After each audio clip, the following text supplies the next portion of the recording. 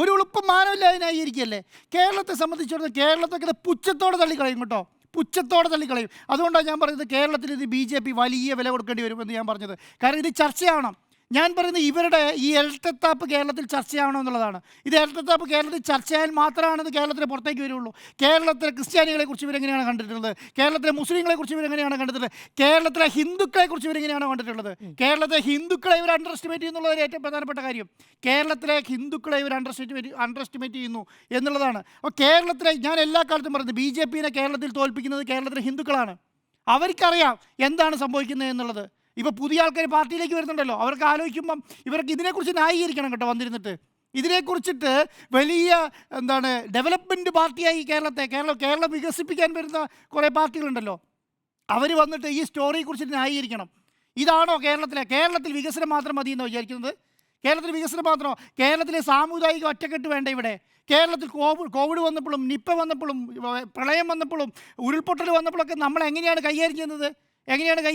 വയനാട്ടിൽ ചൂരന്മലയിൽ ദുരന്തം ഉണ്ടായിരുന്ന സമയത്ത് അതിൻ്റെ അകത്ത് ഹിന്ദുവിൻ്റെ ബോഡി ഏതാണ്, ക്രിസ്ത്യാനിയുടെ ബോഡി ഏതാണെന്ന്, മുസ്ലിമിൻ്റെ ബോഡി ഏതാണെന്ന് നോക്കിയിട്ടാണോ അവിടെ SSFും DYFIയും SFIയും യൂത്ത് കോൺഗ്രസും AVP ഒക്കെ ഒന്നിച്ചാണ് പണിയെടുത്തത് അല്ലേ? അത് കേരളത്തിന്റെ ഒത്തൊരുമയാണ്. അത് ഇവർക്ക് പറഞ്ഞാൽ മനസ്സിലാവില്ല. വെള്ളപ്പൊക്കത്തിൽ ആളുകളെ രക്ഷിക്കാൻ ഇറങ്ങിയവരാണ്. അതാ പറയുന്നത്, ഇവരങ്ങനെ ചെയ്തിട്ടില്ല, ഇവരൊക്കെ ശീലിച്ചിട്ടില്ല, ഇവരെ കണ്ടിട്ടില്ല, മതം ചോദിച്ചിട്ടോ അല്ലല്ലോ, ഒന്നുമല്ല. അപ്പം ഇതിവർ കണ്ടിട്ടില്ല, ഇങ്ങനെ ഇവർ ഒത്തൊരുമ കണ്ടിട്ടില്ല, മലയാളിയുടെ ഒത്തൊരുമ കണ്ടിട്ടില്ല.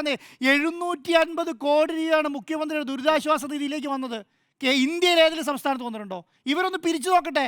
100 കോടി രൂപ ഭരിക്കാൻ പറ്റത്തില്ല.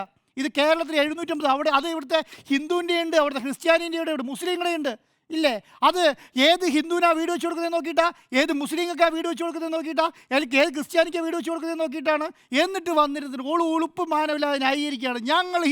ഞങ്ങളിതാ ഇന്ത്യനെ ഡെവലപ്പ് ചെയ്തിരിക്കുന്നു എന്നുള്ളതാണ്. നേരത്തെ മാധു പറഞ്ഞ പോലെ ഇതുപോലെ ഒരു വൃത്തികെട്ട സ്റ്റോറിക്ക് കല എന്ന് പറഞ്ഞൊരു കൊല നടത്തുന്ന ഒരു പാർട്ടിയായി മാറിയിരിക്കുകയാണ്. കലയാണ് പോലും. എന്ത് കലയത്? ഇതേത് കലയാണ്? ആവിഷ്കാര സ്വാതന്ത്ര്യം പറഞ്ഞിട്ട് എന്ത് തെമ്മാടിത്തരം എഴുതി വെക്കാന്ന് വിചാരിക്കുക. എന്ത് വേണേലും ചെയ്തുകൂടെ?